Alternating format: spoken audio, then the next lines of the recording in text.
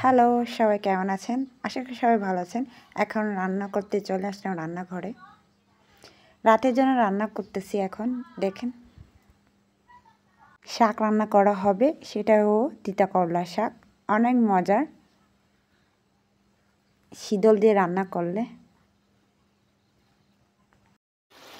রাতের জন্য রান্না করা হচ্ছে মাছ, আর সাথে থাকছে এই যে শাক, তিতা করলা শাক।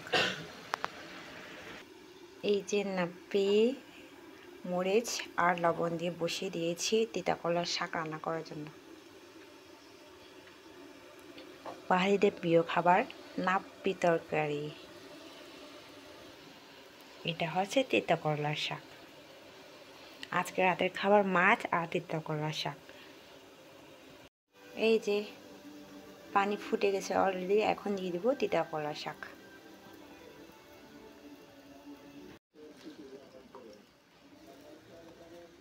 এখন দিয়ে দিচ্ছি প্রথমত পানির শাকগুলা, তিতা করলার শাকগুলা।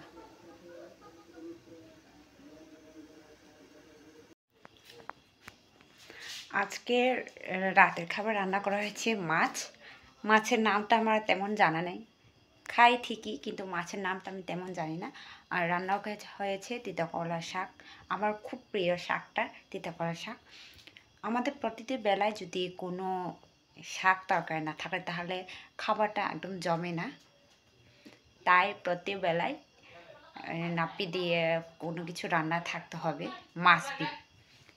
যেমন আজকে তিতা করা শাক, পরের দিন অন্য কিছু, এরকম। চলেন তাহলে আপনাদেরকে দেখাই ফাইনাল লুকগুলো আমার আজকে রাতের খাবারগুলো।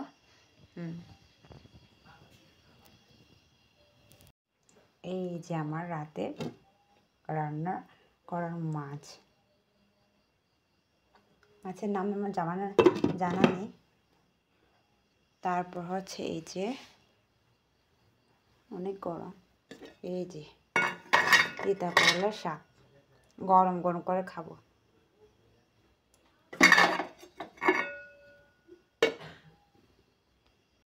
এই ছিল আমার একটা ছোট্ট ভিডিও। সবাই ভালো থাকবেন, সুস্থ থাকবেন।